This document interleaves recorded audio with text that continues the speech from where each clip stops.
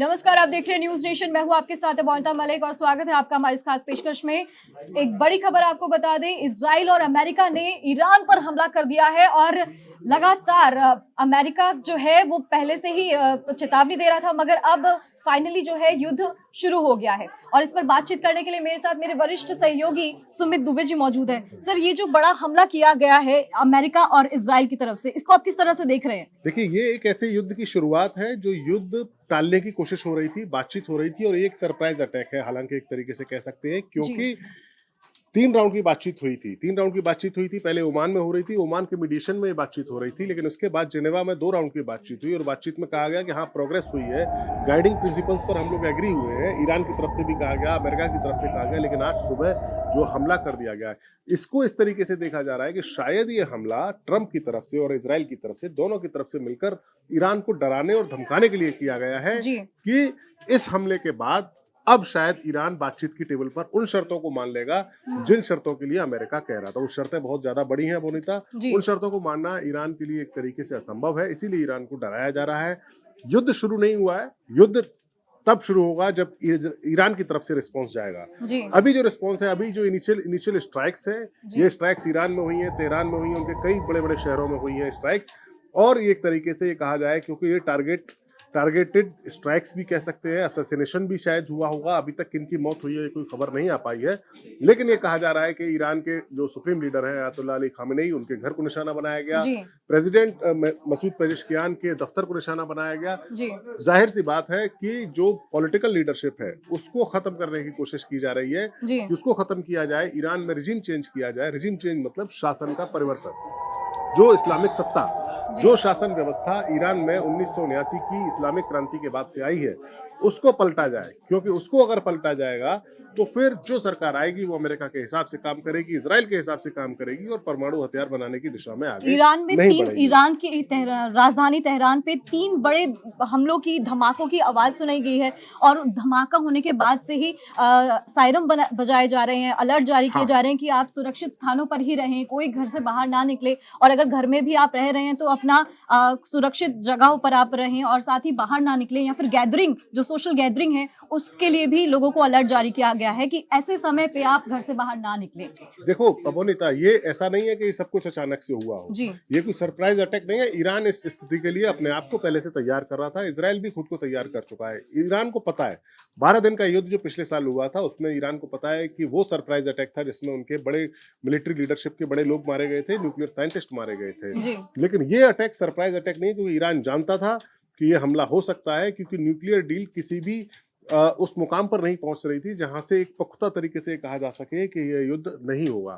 America क्या demand कर रहा था? अमेरिका की डिमांड थी कि ईरान के जो 3 बड़े परमाणु साइट्स हैं, इस्फहान में है, फोर्डो में है, नतांज में है, इनको पूरी तरीके से नष्ट किया जाए। जो यूरेनियम ईरान ने 60% तक इनरिच कर लिया है, उसको नष्ट करे, उसको अमेरिका को सौंप दे और प्रॉमिस करे कि वो जिंदगी में कभी, पूरी जिंदगी में आगे कभी भी ईरान यूरेनियम को इनरिच नहीं करेगा, यानी उसके परमाणु बम बनाने की संभावना पूरी खत्म होगी। नंबर 2, अमेरिका की कोशिश थी, या इजराइल का अमेरिका पर दबाव था कि ईरान के साथ बातचीत में ये सौदा भी किया जाए कि ईरान अपनी लंबी दूरी के मिसाइल प्रोग्राम को खत्म कर देगा।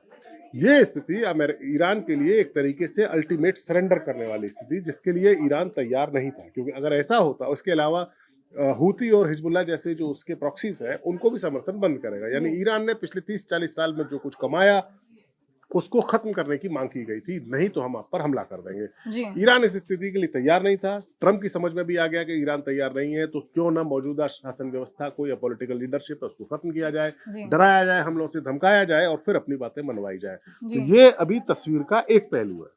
ये तस्वीर का एक पहलू है कि भाई अभी ईरान पर अमेरिका और इजराइल ने मिलकर हमला किया। पहले कहा गया खाली इजराइल का हमला है, लेकिन नहीं, ये अमेरिका का हमला है। बहुत बड़ा मिलिट्री बिल्डअप वहां पर किया हुआ है। 2 विमान वाहक पोत वहां पर हैं, यूएसएस अब्राहम लिंकन और यूएसएस जेराल्ड आर फोर्ड, 2 बड़े विमान वाहक पोत वहां पर हैं। बहुत बड़ा जमावड़ा है, 150 से 250 फाइटर जेट्स और बाकी जो मिलिट्री विमान है वो मिडिल ईस्ट में अमेरिका ने तैनात किए। लेकिन अब आपको क्या लगता ईरान कैसे खामेनेई जो है वो, उनका रुख क्या रहने वाला है? वो किस तरह से रिएक्ट करेगा? हाँ, ये हम कह सकते हैं कि अब पता चलेगा। ये शुरुआत है। सिक्के का पहला एक पहलू ये है। सिक्के का दूसरा पहलू ये है कि अब ईरान का रिस्पॉन्स क्या होगा। 1 साल से या 6 महीने से ईरान इस स्थिति के लिए तैयारी कर रहा था। ईरान के पास ज्यादा पावर नहीं है, लेकिन उसकी मिसाइल पावर ऐसी है जो इंटिमिडेट करती है इजराइल को भी और अमेरिका को भी। अमेरिका के खाड़ी के देशों में कई सारे देशों में अमेरिका के मिलिट्री बेसिस है। कुवैत है, बहरीन है, कतर है, सऊदी अरेबिया है, इराक है, सीरिया है, जॉर्डन है। यहाँ पर अमेरिका के मिलिट्री बेस है। ईरान की मिसाइल जो है वो सीधे अमेरिका तक तो मार नहीं कर सकती, लेकिन इन जगहों पर जो अमेरिका के बेसिस है यहाँ हमला कर सकती है। इजराइल के पास भी हमला कर सकती है। पिछले युद्ध में हमने देखा था पिछले साल। अब ईरान का रिस्पॉन्स क्या है? क्या इन हमलों में ईरान की मिसाइल पावर को पैरालाइज कर दिया गया है, उनके लॉन्चर्स को नष्ट कर दिया गया है, या ईरान के पास इतनी क्षमता बची है कि वो बाउंस बैक कर सके या दोबारा वो हमला कर सके? ये देखने वाला सवाल यहाँ पर होगा, क्योंकि ईरान का जवाब अब क्या होगा, इसी से इस पूरे युद्ध की दशा और दशा अब निर्धारित होने वाली है। दुबे जी, मैं आपसे ये जानना चाहूंगी कि किस तरह से ये पनपा कि इस तरह इतना बड़ा जो है उस पे निर्णय लिया जा सकता है, या फिर जो बड़ा युद्ध है उसका ऐलान किया जा सकता है, इसको आप किस तरह से देख रहे हैं? ये पनपा कैसे, शुरुआत कैसे हुई? देखो, शुरुआत जानने के लिए अबोनिता हमें थोड़ा सा और घड़ी की सुइयों को पीछे घुमाना पड़ेगा। ईरान इस पूरे इलाके का बहुत बड़ा मुल्क है।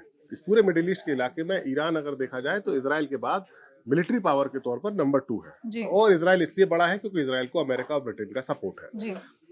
इजराइल का अपने आप में बनना, ईरान कहां से पीछे रह गया सपोर्ट में? इजराइल का अपने आप में बनना इस इलाके के देशों के लिए एक तरीके से वो उसको दुश्मनी के तौर पर देखते हैं, क्योंकि इस इलाके के मुस्लिम देशों का मानना है कि फिलिस्तीनियों को उनकी जमीन से बेदखल करके इजराइल बनाया गया। यहाँ से इजराइल और इस इलाके के मुस्लिम देशों की दुश्मनी का आगाज हुआ। बाकी देशों ने, चाहे इजिप्ट हो, जॉर्डन हो, कतर हो या यूएई हो, ये लोग धीमे धीमे सिर्फ बातों तक ही सीमित रहे इजराइल का विरोध करने के लिए, लेकिन ईरान ने अपनी मिलिट्री पावर को आगे बढ़ाया। इजराइल के बॉर्डर पर लेबनान में हिजबुल्लाह को मजबूत किया, जो इजराइल के लिए हमेशा एक खतरा रहता है। इसके अलावा ईरान का जो इस्लामिक शासन है वो 1979 में आया। इससे पहले जो सरकार थी ईरान की, वो अमेरिका की समर्थक थी और इजराइल की समर्थक थी। लेकिन खामेनेई से पहले जो जिनके वारिस खामेनेई बने हैं वो थे खुमैनी। खुमैनी के नेतृत्व में इस्लामिक क्रांति हुई और ईरान अमेरिका की ग्रुप से बाहर निकल गया। वहीं से ईरान और अमेरिका की दुश्मनी शुरू हुई और तभी से लगातार अमेरिका जो है वो हस्तक्षेप कर रहा था ईरान के निजी फैसलों में। जिस तरह से वहां पर प्रोटेस्ट हो रहा था, उसमें भी लगातार चेतावनियां दी जा रही थी अमेरिका की तरफ से। अबोनिता, अमेरिका की कोशिश थी किसी भी तरीके से ईरान में रिजीम चेंज किया जाए, सत्ता को बदला जाए। ये नंबर 1 बात थी। नंबर 2 बात यह है कि ईरान धीरे धीरे परमाणु बम बनाने के करीब पहुंच रहा था। अगर ईरान परमाणु बम हासिल कर लेता तो फिर सत्ता का संतुलन मिडिल ईस्ट में बदल जाता, फिर इजराइल के अस्तित्व के लिए ही खतरा मौजूद हो जाता। और ऐसी सूरत में फिर इजराइल का बचना मुश्किल था, क्योंकि किसी भी डिसाइसिव युद्ध में ईरान परमाणु युद्ध का इस्तेमाल कर सकता था। इस सूरत में ईरान को परमाणु बम बनाने के नजदीक पहुंचने से पहले ही रोकने के लिए, ईरान की मिसाइल पावर को खत्म करने के लिए, ईरान के इस्लामिक शासन को बदलने के लिए, इन मकसद के साथ ईरान पर दबाव बनाया जा रहा था। उसके सामने डील के लिए ऐसी शर्तें लगाई जा रही थी जिसको मानना उसके लिए एक तरीके यानी कि पहले से ही अमेरिका ने मन बना लिया था। हाँ, उसके लिए ऐसे। और दूसरी बात यह है कि डोनाल्ड ट्रंप एक मैसेज देना चाहते थे कि वो सख्त फैसले लेते हैं। इतना बड़ा मिलिट्री बिल्डअप उन्होंने किया है, उस मिलिट्री बिल्डअप के बाद अगर उन्हें ईरान से कोई अच्छी एक फेवरेबल डील नहीं मिलती तो वो फिर अपने मुल्क में, अपने जो मेगा उनका सपोर्ट है, मेगा जो उनके सपोर्ट बेस है, उसको क्या जवाब देते। अब मुझे लगता है इस पूरे सिनेरियो में स्थिति ये हो गई है कि अब एक तरीके से इसको लिमिटेड स्ट्राइक बताकर, इन स्ट्राइक्स करके रिजीम चेंज होगा नहीं होगा पता नहीं, ईरान कैसा जवाब देगा, लेकिन ट्रंप अपने समर्थकों को आश्वासन देंगे कि मैंने बड़ा लगातार ट्रंप के बढ़ते दबदबे को आप किस तरह से देख रहे हैं? जिस तरह से इससे पहले भी उन्होंने राष्ट्रपति को घर से उठवा लिया, उसके बाद लगातार वो जो चीजें सामने आ रही है, ईरान के घरेलू चीजों में हस्तक्षेप कर रहा है, प्रोटेस्ट कर रहा है, तो भी वहां पर हस्तक्षेप अमेरिका का लगातार हमें देखने को मिला था। अब क्या कुछ लग रहा है आपको, अमेरिका जो है, अमेरिकी राष्ट्रपति ट्रंप जो है अपना दबदबा बना रहे हैं, वो आखिर कहां तक जाके रुकेंगे? देखो, दबदबा बनाने की कोशिश तो है एक तरीके से माद्रो, लेकिन जो वेनेजुएला उनके पड़ोस का देश है, वो मुल्क तो हमेशा अमेरिका के साथ ही रहते हैं, एक दो देशों को छोड़कर। लेकिन ईरान एक बड़ा देश है। अगर ईरान को इस तरीके से दबाकर ईरान में रेजिम चेंज किया गया तो निश्चित तौर पर ये डोनाल्ड ट्रंप के लिए एक बहुत बड़ा अचीवमेंट होगा, क्योंकि 1979 से लेकर अब तक कई साल हो चुके हैं। इजराइल ने अमेरिका में कई राष्ट्रपति बदल गए। खामेनेई जब से ईरान के सुप्रीम लीडर बने हैं तब से कई राष्ट्रपति बदल गए, लेकिन ईरान का रुख अमेरिका से हमेशा विरोध का रहा।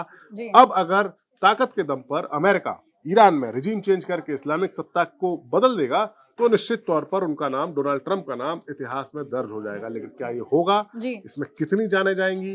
ईरान का रिस्पॉन्स क्या होगा? ईरान की मिसाइलों से कहां कहां अटैक होगा? ईरान में कितने बड़े अटैक होंगे? ये अब देखने वाली बात है। सुमित दुबे जी, सबसे एक महत्वपूर्ण सवाल मेरा ये है कि अब यहाँ पर इंडिया का रुख क्या होने वाला है? भारत इस युद्ध को किस तरह से देख रहा है? अगर युद्ध प्रॉपरली स्टार्ट होता है तो वहां पर भारत किस स्टैंड को लेगा, किसकी साइड खड़ा होगा? बिल्कुल, भारत के लिए स्थिति बड़ी दुविधापूर्ण है क्योंकि भारत इजराइल का दोस्त है। अभी कुछ दिन पहले भारत के पीएम नरेंद्र मोदी इजराइल की यात्रा से आए हैं। ईरान के साथ भी भारत के बहुत अच्छी मैत्रीपूर्ण संबंध है। तो भारत की स्थिति एक तरीके से कहा जाए तो एक न्यूट्रल वाली है, लेकिन भारत की स्थिति, भारत के लिए परेशानी हो सकती है कि अगर ये युद्ध आगे बढ़ा और फिर होर्मुज का जो जलडमरू मध्य है जहां से 20% दुनिया का तेल गुजरता है, अगर वो ब्लॉक हुआ, ईरान ने से ब्लॉक किया, तेल की कीमतें बढ़ेंगी। युद्ध अगर लंबा चला तो तेल की कीमतें बढ़ेंगी। भारत अपनी जरूरत का 90% से ज्यादा तेल खरीदता है। अगर तेल की कीमतें बढ़ेंगी तो महंगाई बढ़ेगी, महंगाई बढ़ेगी तो इकोनॉमी पर असर पड़ेगा। ये सारी बातें भारत के लिए बड़ी दुविधाजनक हो सकती है। लेकिन भारत का प्रयास ये रहेगा कि युद्ध जल्द से जल्द खत्म हो। युद्ध अगर लंबा खिंचा तो मुश्किल होगी भारत के लिए भी, युद्ध लंबा खिंचा तो मुश्किल ट्रंप के लिए भी होगी, क्योंकि युद्ध अगर लंबा खिंचेगा तो उनको ग्राउंड एक्शन करना पड़ेगा, और ग्राउंड एक्शन होगा तो उनके फौजियों की जान भी जाएगी। इसके बाद उनका अपने सपोर्टर्स को जवाब देना मुश्किल हो जाएगा। इसीलिए इसको कंक्लूड करते हैं।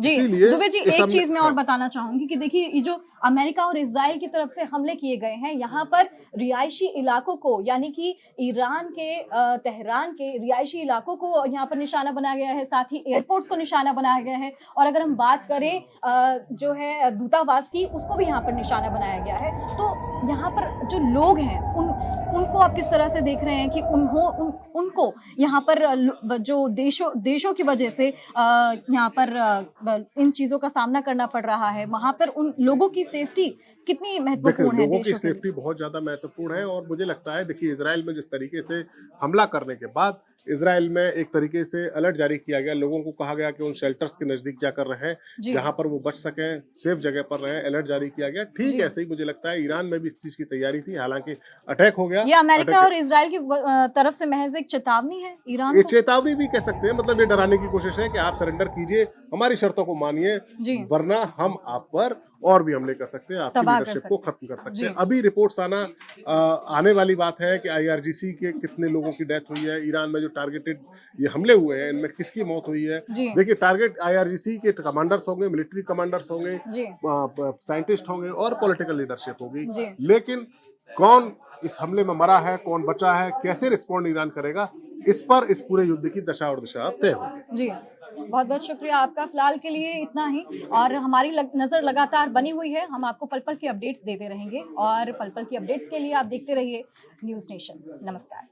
आपके मोबाइल पर तुरंत आएगी ब्रेकिंग न्यूज, स्क्रीन पर सबसे पहले दिखेगी बड़ी खबर, देश दुनिया की हर खबर एक जगह। अब आपके मोबाइल पर तुरंत फटाफट इंस्टॉल कीजिए न्यूज नेशन ऐप और रखिए खुद को अपडेट।